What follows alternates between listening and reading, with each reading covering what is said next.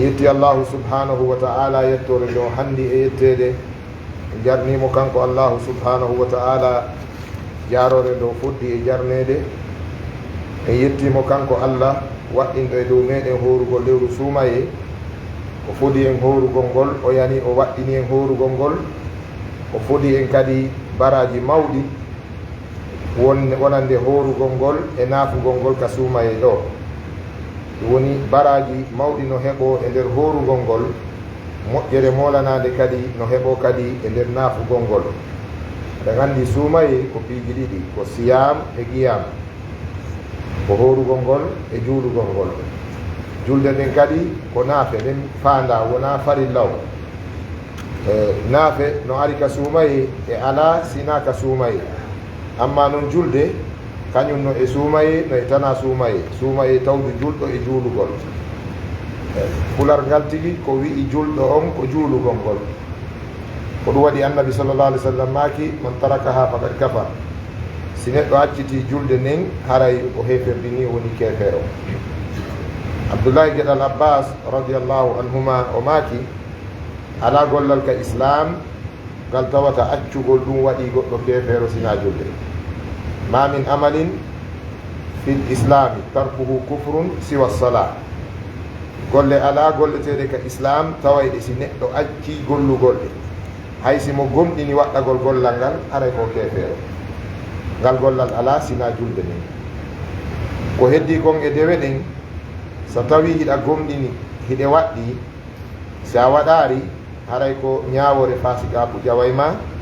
kono a kontetake kefeero. wono korka kam, wono hajju on, wono zakka on e dewe hedditiɗe ɗen. so tawi hiɗa gomɗini dewal ngal hingal waɗɗi, kono a waɗari ngal, haray ko a bakkontinɗo balɓe innayi neɗɗo on ko fasikijo. amma julde nden si on ɗigui yaccitinde fakat kafa. ɗum ko mako annabijo sallllahu alih w sallam alfaslu alladi baynana wa bayna alkufri alsola faman tarakaha fakat kafa.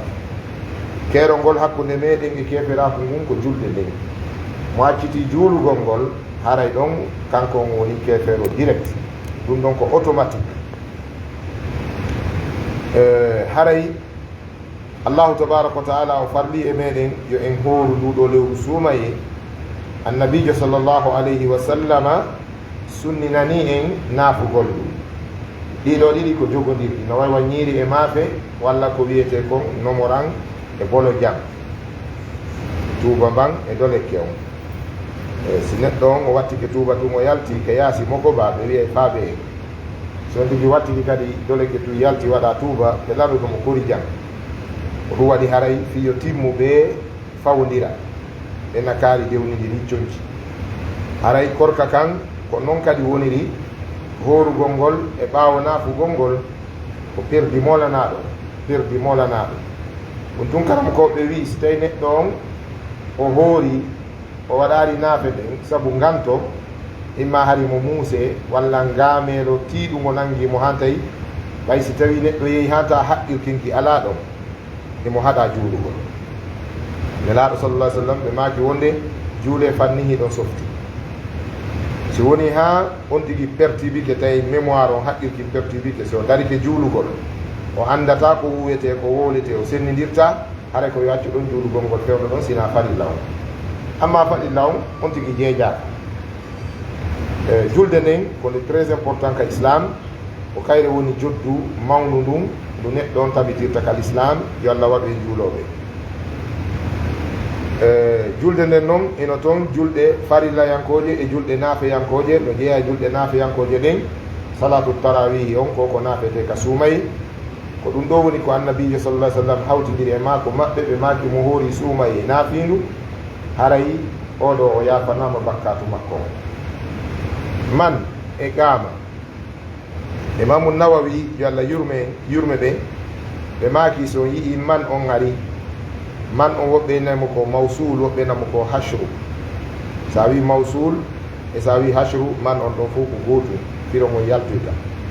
joni noon si tawi hashru walla mawsul ardi e fiilu maɗin, haray ko honɗum yewtere nden tindini ko istimrarul amal min al bidayati ila nihaya. haray ko yo gollal ngal jokkodir gila ka fuɗɗode ha ka lannode. ɓe mana gila ñande suumaye wi'i goo on tigi ko yo naafu ha ñande juldandu yiya. ko ɗum waɗi kamɓe imamu Nawawi ɓe maaki so tawi a fuɗɗike naafe ɗen ha nokkugo accitiide haray a wayi wa wiwɗo mi tertike hoɗugo mon hay sa wonari ɗum, hay sa wonari ɗum kono a wayi wa wiwɗo ɗum saabu a sennidiri piiji ɗiɗi ɗi senniɗi seedata farilla farliɗo e sunna tentinaɗo. ɗo haray koyen wakkilo si lewru ndun ari tinnoɗen fi naafugol ngol haray fijirari naafe ɗen ɗe naafe ɗe wonɗen naafude darɗe 12 walla 13 walla 21 e fillaye mo hanafiyankoɓen jogui toon darɗe 35 ɗum kadi no toon kadi fillaye selluɗo kadi mo hanafiyankoɓen jogui ka madhab imam Abi Hanifa wonde ko darɗe 35 fof e mum no selli no mari bindi naafoɓe 11 naafoɓe 13 naafoɓe 21 naafoɓe 35 fof koye hoore sunna on wona woni tun haray a sahu a riwayat fi tarawihi ko ɓuri sellude kon ko ɓuri marde doole kon e fillaye jarɗi ɗin fi naafe suumaye ko darde 11 ɗen ene Aisha radiallahu taala anha ɓe maaki ma zada rasulullahi sallllahu alayhi wa sallama fi salati lleyli ala 11 rakaatin qat nelaɗo ɓeydari e dow darde 11 julde jemma. o riwaya ɗon mo mari doole moƴƴa saabu ɗe gandi filli ɗon ko anduɗo filla ɗon e dow muɗum sonna goɗɗo ɓuuri wawde mo sifade tawi noon sonnajo annabajo on sifike mo ko ɗum ɓuuri an e min ko cowoto ɗen cikkoɗen ko. yo Allah wonu ballo, yo Allah juulu oɓe hebbina jam e kisiye e dow o nelaɗo ɓurnaɗo tagui ko nulira yurmene ma kamɓe en ndi makuji ɗo mo hoori suumaye naafindu nde suumaye no maya haray o yafanama bakkatuji makko ɗi. wa ba ɓe wi hey konen yo julɓe la tansaw fadlallahi aleykum an jaalakum muslimin. enen julɓe ɓen haray yejjitari ngal ɗo ɓural nde ɗo moƴƴere Allah e dow meɗen ko waɗi e julɓe kon. wonugol julɗo al islam ko silatun ghaliya marchandise seera pirijo e saabu ko si Allah yiɗi goɗɗo yiɗanimo moƴƴere yiɗanimo daɗal e kisal o waɗa mo julɗo. wonugol julɗo ko bagoral Allah ko wiyete kon c'est la grâce d'Allah tabaraka wa taala, c'est par la volonté d'Allah tabaraka wa taala que nous sommes des musulmans, c'est pas par notre force. wona doole men wona jawdi men ko Allah yiɗi o waɗi en julɓe. eɗen hani yettugol o nema jarnamo ko ɗum waɗi sahaba ɓen si ɓe arino hamdinagol mana yettugol Allah kanu yurabbiduna alhamdulillahi ala ni'mati l'islam. ɓe fillinotono kamɓe sahaba ɓen ɓe wiya min yetti Allah e dow nema islam, min yetti Allah e dow dokkal islam waɗede julɗo. oɗo wonugol noon kadi julɗo wona cowagol de daro wiya ko min woni julɗo, ko islamu on ñawata neɗɗo on ko julɗo. takfir ma fi fil islam ma fi heferɗingol julɗo ɓen ala ka islam daragol wiya kaari ko julɗo kaari ko kefeero walla an a woni kefeero ɗum alana julɗo. sina hara on ɗon neɗɗo o faggiti gotel e heferɗinay ɗiɗi. masalan si julɗo waɗi bilehu si laaɓanima ko julɗo kono woni bilejo wi'umo ko kefeero li anna kulla sahirin kafiru, kala bilejo ko kefeero. ɗum wona an wi wona min wona hay nelaɗon wi ko alqur'ana wi wattaba'u ma tatlu shayatinu ala mulki Suleyman wa ma kafara Suleyman walakinna shayatina kafaru. sakkitorde aya on ko bileɓe ɓen ɗiɗo haruta e maruta ɓe wiyayno acce woto janggu bilewu fala takfu, woto janggu bilewu wonon heferaɓe. joni si janggugol bilewu woni kefera ko haray gollugol bilewu ngu gonɗum akfaru kufri ɗon ɓuuri wonde keferaɓe. sina sifa ɗum ɗon haray dagaki ka julɗo wiya ɗimmo mum ko a kefeero. nelaɗo sallallah alih w sallam maaki kala wiɗo julɗo ɗimmo mum kefeero ko be goɗɗo e mum wona kefeero. si tawina o ɗum haray han a woni ɗum. edan haray takfir on ɗum koko renete muɗum moƴƴa ko hunde khatir jiddan fil islam. ko ɗum waɗi newnaka yo wowlu e mum sina towa gande, newnaka yo wowlu e mum sina towa gande. dawabitu takfir ko fannu mo andanɗa hoore ma ko fannu ɓurɗo towude e alluji jangeteɗe. ɗum na oustaz mana oustaz quartier oustaz takko rewɓe ka wureje cowoto wiya ɗum ɗo e ɗum ɗo ɗum ko karamokoɓe mawɓe towa bindiɓe ɓen accante haray suumayeru ndun hindu arde en yetti Allah ko waɗi e julɓe kon himo neldude kadi nde ɗo moƴƴere barkinade e muɗum ɓe wi nduɗo lewru suumaye ko shahrul mubarakun fihi ko lewru waɗaɗo barke mum amma wi'ugol ramadan karim ramadan laysa bi karim bal huwa mabrukun fihi lewru ndun ko teddinandu wona kayru tigi teddi ko teddinandu komi faala wiwde kon ɗo ko metti famude hakkude ko teddi e ko teddina mana se wi ko tedduɗum haray ko hertoran ɗum hoore mum teddugol se wi ko teddina ɗum koko teddungal waɗa e mum idan fa shahru mabrukun fihi Allah waɗu barke e mayru e barkana hoore mayru eɗen gandi Allah tabaraka wa taala e nder ko tagi kon himo tagi o suuɗi si goɗɗo wi dartoto ɓurɗo ɗum walla wi liɓay ko ɓuri ɗum o yangike fenade Allah waɗino ɓurdigal gila ka o fuɗɗi tagude wa yahluqu rabbuka ma yasha'u wa yahtaru joma maɗa himo taga ha gasa himo suɓo o ɓurdinnina wano julaɓe no andi si tawi goɗɗo no jogui joni taabum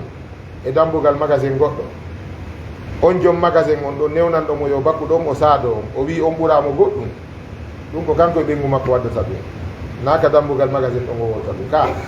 ka suudo wiyata ɓengu makko ɓay gorko fof komanto sonna mum wigol a ɓengun ko patron noon kono ɓuralan goɗɗum ka yaasi wolotako no anda joɗɗinɗoma on ɗon ono ɓuruma ɓurdigal Allah waɗi sa daari golli ɗin ko non woniri sa daari tagu Allah ɗum ko non woniri Allah waɗiri ɗum fi hen ɗum si fof feppi haray gurnan ɗan fota haray hay goto hato ndinayoya ko ɗum waɗi o alɗini woɓɓe o wasini woɓɓe o andini woɓɓe o fanni woɓɓe andal o okki woɓɓe faamu kadi o fanɗinani woɓɓe haqqilkino yimɓe goo no woodi wallahi haqqilkino fanɗi han feƴƴiti ko ɗum waɗi sifa ɓe si ardike ko tana faami neɗɗo mo ɗuuɗa haqqi so ardike yimɓe ɓe fototako ko be on tigi wona yaajuɗo hoore yaajuɗo haqqil yaajuɗo kadi ɓernde hara ko moƴƴuɗo ɓernde hara na konnotoɗo na hasotoɗo nelaɗo maki alhasudu la yasudu wa in sada la yadumu wa in dama la yanfau neɗɗo mo moƴƴa ɓernde o ardotako so ardike duumotako si duumike nafata wa in dama la yanfa hay si duumike nafata lorra ɗuuɗay e muɗum immo jooɗo on ɗuuɗay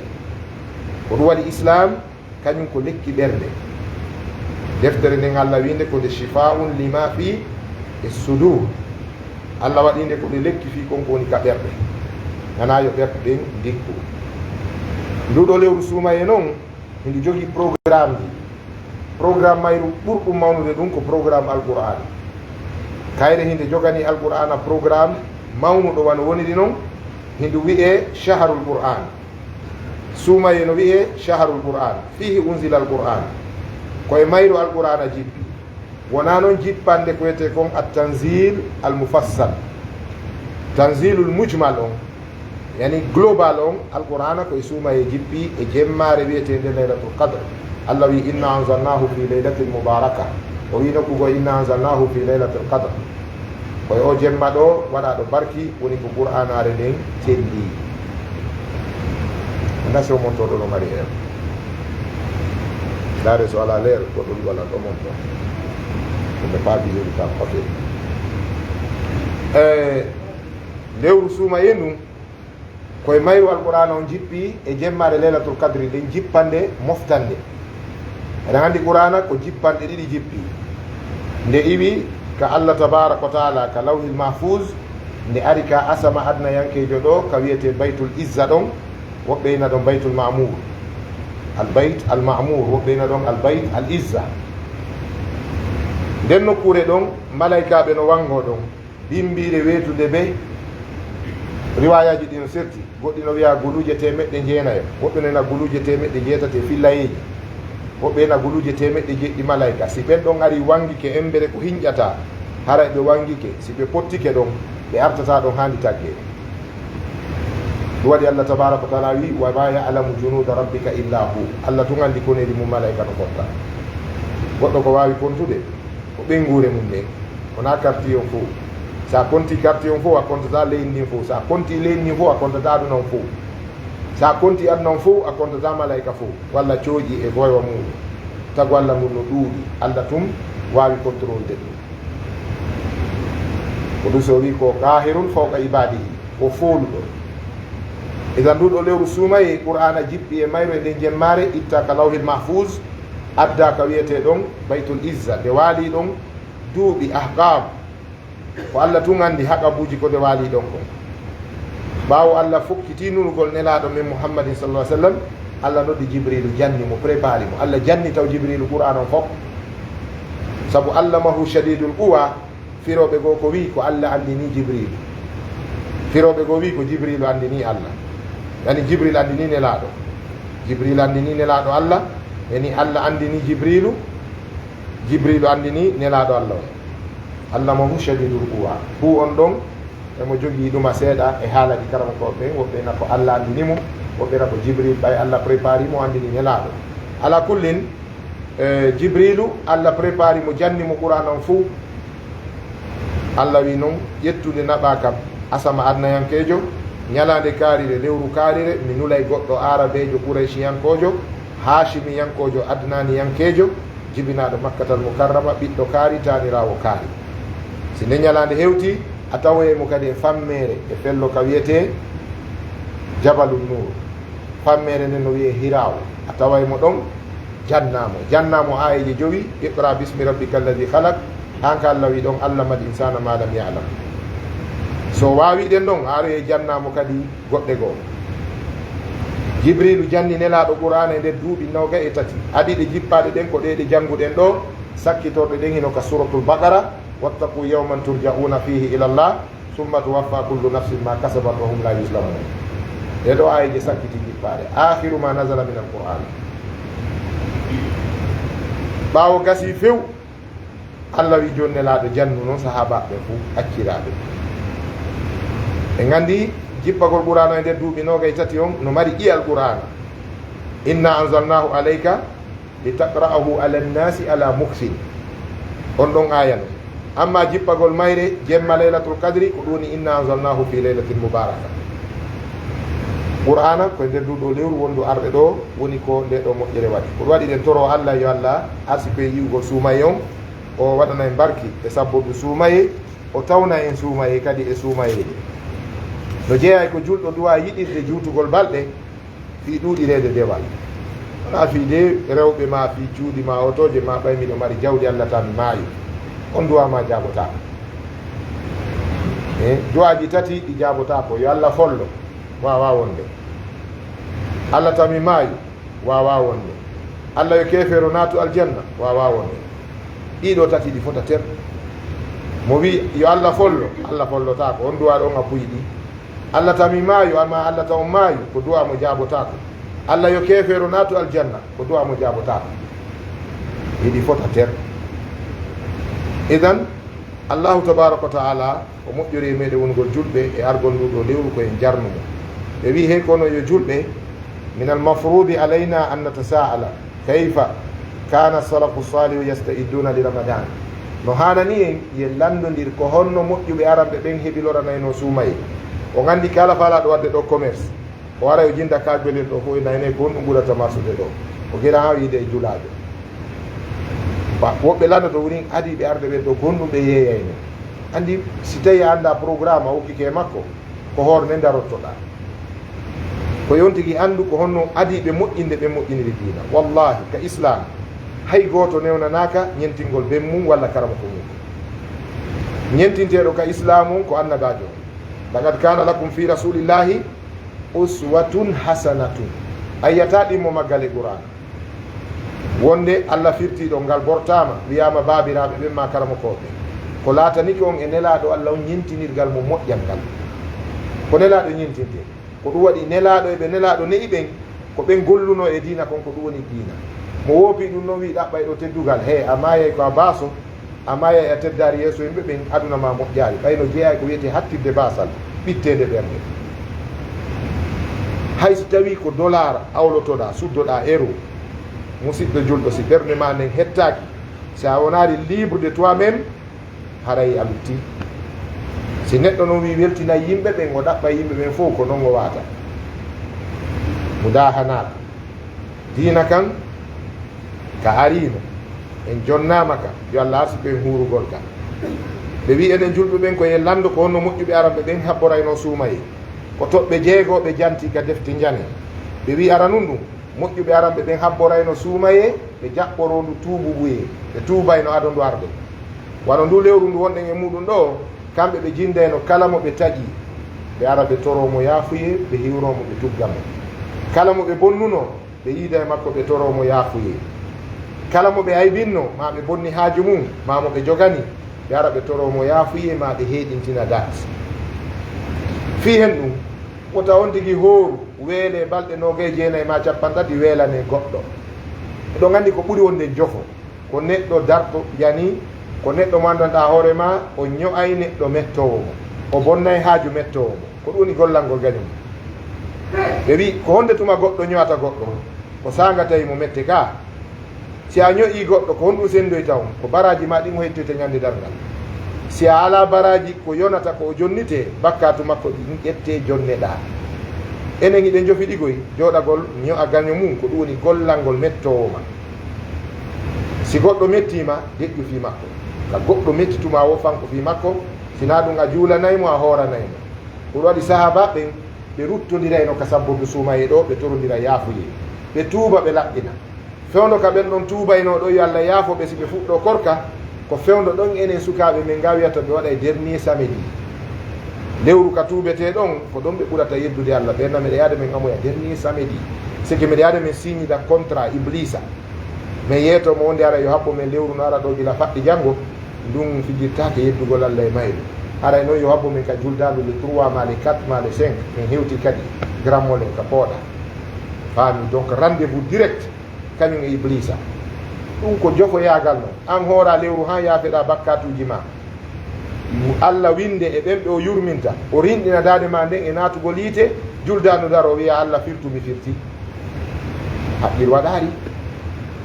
bano nde juuliɗe ɗo nde heewa e tew suumayi sukaɓe ara e ɗo woɓɓe heɗo qur'ana ha ɗaano fina kaftano e fewndo koye kaftano e arabu koye lelli konakiri fo soodi tuubele ɗe a walkade tufaɗe ɗen goɗɗo sooda tuuba ƴetta siiso tufama ma goɗɗo seeka tuuba yeeyeba wattoɗama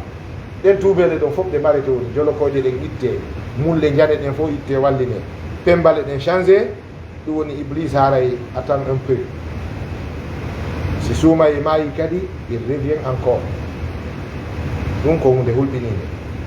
edan ko yen tuubu suumaye no habbore tuubugol moƴƴuɓe aranɓe ɓen ɓe habborayno kadi suumaye bi kasrati du'a'i wal farahi ɓe weltorayno argol suumaye ɓe hebbina du'a eno jeeya e du'aji ɗin allahumma barik lana fi sha'bana wa ballighna ramadan no jeeya e majji allahumma ahillahu alayna bil amni wal barakati wassalama ɓe du'otono ɓe toro Allah fi mayru Allah e tawɓe jam ene mawɓe ɓe raɓɓiɗina ka pulal yo Allah tawnu en suumaye jam faami du'aji ɗin fof no régima ɗon kono ko ɓuri moƴƴude on tigi waɗu ko wiyete tawƴi fi ko ƴiyeɗen tigi on tigi hunjo jueɗen duworoɗe saabu ɗon ko wurnitugol ko annabi sa sallam waɗno ko tammun ɗum bitaklili min at-ta'am ɓe ɗuɗɗintano ñamugol moƴƴa ka sappude suumay ɗo ko ɗum waɗi ɓe hoorayno fayda feccere mayru fi hen ɗum formugol ɓanndu ɗum andi si a ñaami ɗo woɓɓe ko fewno ɗo noon iroto ñamugol ɓe naɓay suumay no adres no Allah sali a wartoto woni no waywa ko fottata e faalaɗo sullagol no soodi tabbala pawal sardinji tati e korno mbefuro e mango e banana e piiji pajure sa yi tabangal a inna e saɗotoɗo yeeya ñaama han kala si weeti bimbi wawata jantade inde Allah wawata janngude qur'ana jemma wawata julde ñallaɗanaɗe eɗa mari baraji korka kanko nayɗa ɓeddi moƴƴereji hewɗi fewndo ɗo ɓe fanɗinayno ñameteji ɗin fi eltugol ɓanndu mum naya ɓum ɗum bihtinamil waqti li taallumi ahkami siyam fewndo ɗo kamɓe ɓe ƴettayno tan fi janngugol ñaawoje korka kan moƴƴuɓe aranɓe ɓen darsuji maɓɓe fof darneteno fewndo ɗo ko fi suuma e korka janggete sabude suuma e si wii goo so heɗi kay ɗe leyɗe arabu radio ji ɗin e canal ji maɓɓe ɗin fewndo ɗo ko fi suuma e tun jannete haray ko ɓuri hanude kala jannoɓe koyo paapu darsuji mum ko jokkuno janna yimɓe ɓen fi korka kan e ñaawoje suuma yo fi yoɓe forme ɗo e nduwarde pullo fof tawi nañande guriwal bare ne ete jowa ɓum ɗum tajdidu jamalil masajidi wal buyut kamɓe a moƴƴuɓe aranɓe ɓen ɓe heeɗinayno ŋariji juuliddaje ɗen e cuuɗi ɗi ɗum woni ko holla ɗen ɗo wano changegol pentiro wano lootugol daɗɗule ɗen walla heeɗintina ɗe tawa yiwɗo juulidaje ɗe o anda he goɗɗum no arde de konake ɗo ɓe na koɗɗo no arde ɗo andi président ɓe ɓen sino heɓude président hoɓɓe ɓe loota e autoroute wangal ɓe heeɗintina e pentirji ɗin o yaha e tolde koroje goo ɓe ara ɓe itta baraji ka sera lawol wota hoɓɓe maɓɓe ɓe yiyamɓe ɗum enen kadi heɓude koɗɗo wa suumaye ko ɗum addi yo climatiseur ji ɗi yo moƴƴintine julɗuɗen haray no ɓeydi daɗɗule yo ɓeydi haray julɓe suumaye ɓen no jibina kesum ɗum fof no arde ga almamiɗen kara hedditta nder ga haray hoɓɓe ɓen no tawa ga e ko waywa muɗum haray kamɓe ɓe heɗintina no juulidaja ɗen jeega ɓum ɗum bi kasrati sadakati wa sa'ilil khayrat ɓe ɗuɗɗinayno waɗgol sadaka e sabbordu suumaye ɓe habbora ɗum suumaye marɓe ɓen fewno ɗo no duwa okkude moƴƴa sabu no woodi miskinɓe si ɓe wallitaka kara hamɓe horirta ɓe hooraygo e ɓay ima noon no toon kulol Allah ngol no toon kono korka ka sattirayɓe sabu fanɗireɗe leyɗe islamu jane ɗen fof fewno ɗo aray patron ɓe ɓen fof no resansi temeɗɗe mo ɓe woɓɓe temettatoɓe temeɗɗe jowo ƴetteteɓe prise en charge fiɗoɗo suuma en sa yeehi umra makka ha iwa toon ko siɗa faala sooda ñamete aye tu ñamete donc kamɓe marɓe maɓɓe ɓe ñamminayi marɓe men lagine ɓen noon eɓe haldi fotti janggi deftere no wiye wudden nden ɗon eɓe jangguide ɓe ɓowrinine noon kadi guinege sadaka ko ɗum waɗi basal aye goɗɗo no alɗi kono ara ko baaso eyno joni jawdi kono gurdandam moƴƴa fi hen ɗum o ittata sadaka hokkata aqulu ma tasmaun wa astahfirullah li wa lakum istaghfiruhu ghafurur rahim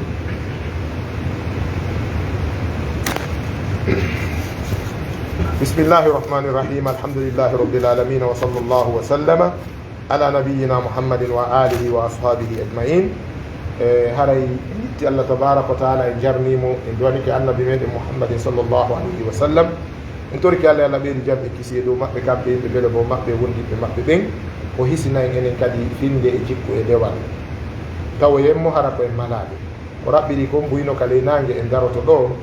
mi addana en tun qissaji ɗiɗi fi moƴƴuki ɗon andi islam ɓawo islamu yamiri tawhid yo Allah wotindine ko wonɗum islamu hikki ɗon yo Allah wotindine nelaɗo ɗofte ko Allah hikki ɗon ko moƴƴugol si neɗɗo moƴƴa o perdi mo hoolori tawhidu mum o hoolori dewal makko ngal o boniña o perdi bonere makko ñanden ñaama e diina mum kam ndaare hadiseje ɗe sendi cheikh albani nanini ko mi arta ɗo ka majmu'ul fatawa ɗano ka irwaul galil ko ngal damal mi sakkiti ndarde hino selli ken ɓe maaki wonde si tawi neɗɗo on himo moƴƴi ka dewal himo moƴƴi ka finde o moƴƴaka ñaa ko bonki makko kinka ñamantamo tawhide makko on ñamanamo dewe makko ɗe ɓe addi hadis arano nelaɗo maaki alhasadu yakulu lhasanati alhasadu yakulu lhasanat kama takulu naru lhatab o hadis no wulɓinigoy ɓe wi aigriyagal wonugol aigriyagal no ñamira baraji goɗɗo wano sa acciti yiite ngen e huuɗo yorko ka carmalle mo ari e hollande e ceeɗu o ukki yiite huuɗo kon hono ganduɓe fuuta andi kollaɗe ɓen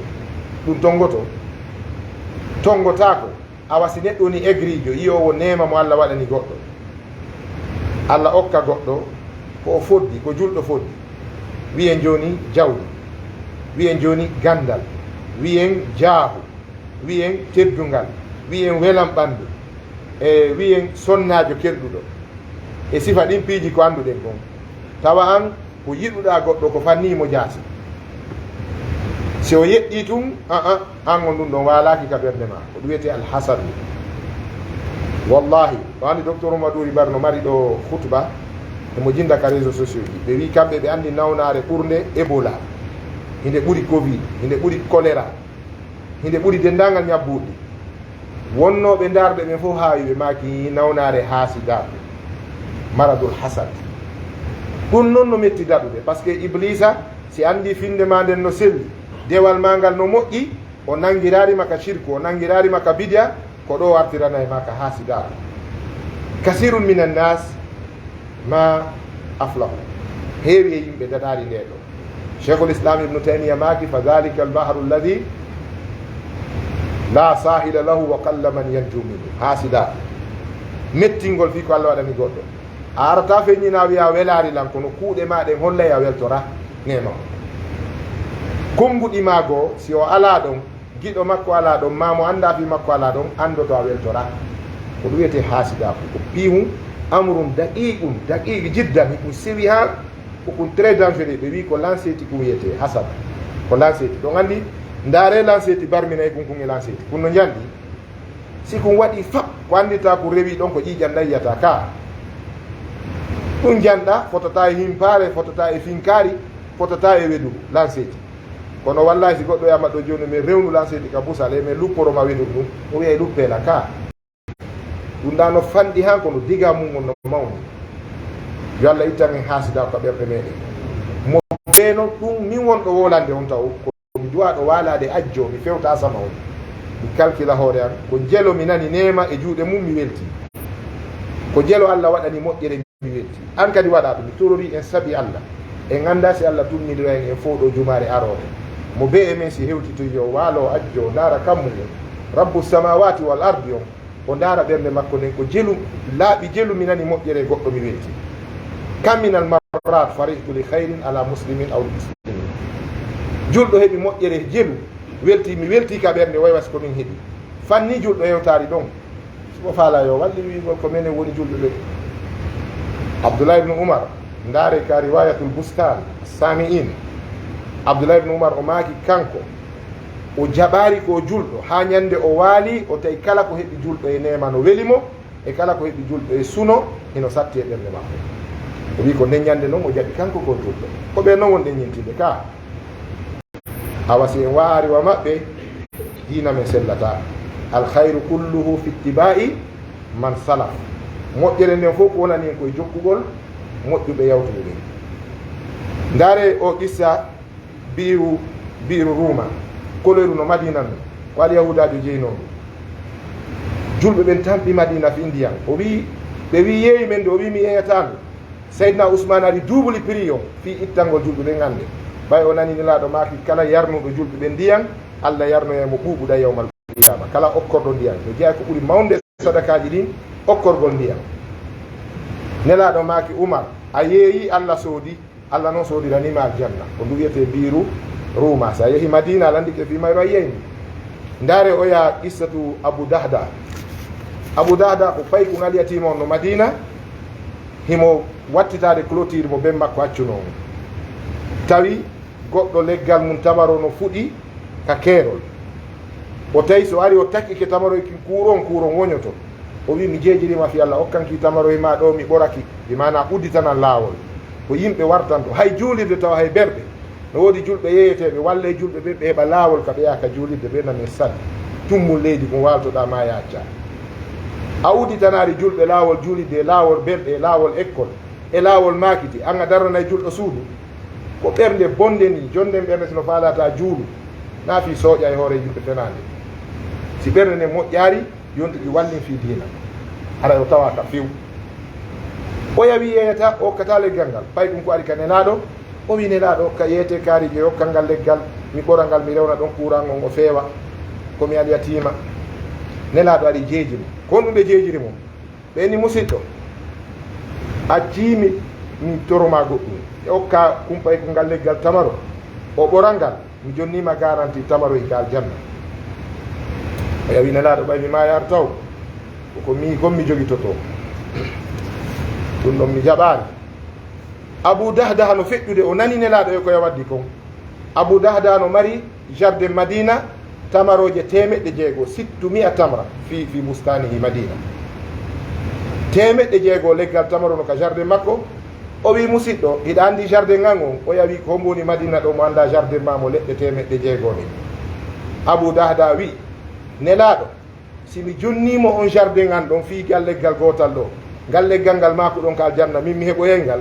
nelaɗo maki abou dahda wi yadde kayɗi yettu jardin ngan 600 leggal on jonnanan leggal gotal ngal mi newna pay kum ɓora mi ittana ko ngande ɗum waɗa pour makko ko noon ɗi gerdini ɓe waɗi kayɗi abou dahda ƴetti jardin mum mo leggal 600 leggal okki fi yo ɓoru hendo leggal gotal o ɓora neɗɗo on heɓa ka waɗa clôture mum o nelaɗo maki abou dahda jardin ma o nanda e hutba jumay ɓe ka hoore gangunal ɓe maaki jardin ma o leggal gotal ka jardin ma ko wattituɗa kon ko temeɗɗe jeegoo leggal ɗum temeɗɗe jeegoo fois temeɗɗe jeegoo calculé ɗum musidɓe julɓe tedduɓe ko moƴƴuki heɓanta goɗɗo kon ala ko wawi heɓde ɗum changé ɗe ɓerɗe min o lamɓe bomɓe nan gurdam ɓitteɗe e faaɗere gurdam ko wonduɗen kon ko bongol ɓerɗe men ɗe wallahi si ɓerɗe guineɓe no moƴƴirno wano juulirten horirten noon harano en seedino e anni yaafo ɗo yandi ko juuti kon yo Allah waɗu joddinin aljanna yo Allah yaafano bakkatuji men.